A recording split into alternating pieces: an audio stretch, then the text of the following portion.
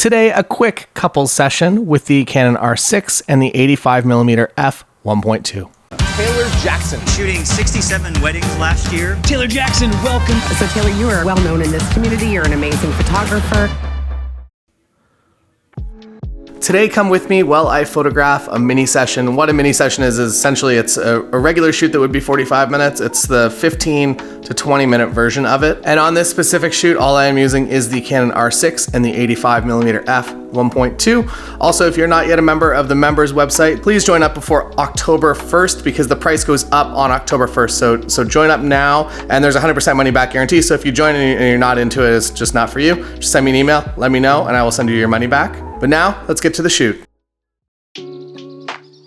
Today we're doing a shoot with only one lens, this 85mm f1.2 RF, and it is on a Canon R6. The 85 has for a long time been my favorite lens. I love it specifically because I feel like it gives the right amount of distance between myself and my couples. I'm an introverted, quiet, shy type of human. I like to have the distance of the 85. I feel the most comfortable there. When you are connecting with couples and connecting with people that are hiring you to do work, there's a pretty good chance that you're very similar personalities. So I feel like my couples also appreciate a little bit of distance, that I'm not just like right on top of them with 35. Might be a little bit uncomfortable, especially at the beginning of the shoot. The other thing that I love, and I love specifically about this 1.2, is that when you shoot it at 1.2, this lens is just phenomenal, and also it gives a sense of depth that I haven't really experienced in another lens. I used to use the Nikon 1.4 85G for a long time, and it has a sense of kind of the image itself is sharp, but it has a sense of softness to the scene, which I really loved for wedding work and for portrait work and for couples work. This has similar elements, but I feel like the overall quality of the image is a heck of a lot better. So even if you're looking at the Canon R6 and you're like, it's only 20 megapixels, they are the best 20 megapixels in combination with this glass that you've really ever seen on any camera. So there's no problem if you're looking at the R6 and you're just a little bit nervous about the low megapixel count. I am super happy with 20. 24 is maybe the perfect number, but a spectacular 20, far better than an okay 50 megapixels any day of the week. So let's go take some photos.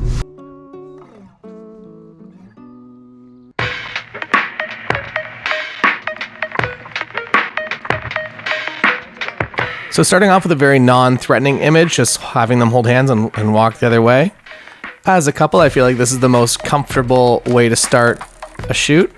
And I think there's something also to be said about the time of day that we've selected here. I've actually been giving my couples kind of two potential start times that I will confirm on the day. So depending on weather, I don't really tell them specifics why, but if it's sunny, I'm going to push to be a little bit later. If it's cloudy, I'm going to start the shoot maybe a half hour earlier, especially in the fall time of year where sunset is a little bit faster than the summer. One thing I would like to point out now, and this is something that has strangely been going on for many years, that I'm going to say at least twice a week I'll get a comment on one of my full wedding day videos about why I shoot so many verticals, that true photography should be horizontal. Those aren't the words they use, but that's always the message that they're kind of getting at. And I have noticed specifically with the rise of Instagram is that verticals have more of a place and more of a use for most of my couples. So maybe something to keep in mind when you're out shooting. If you're not giving a good mix of horizontals and verticals, it might be smart just to give more useful images to your couples.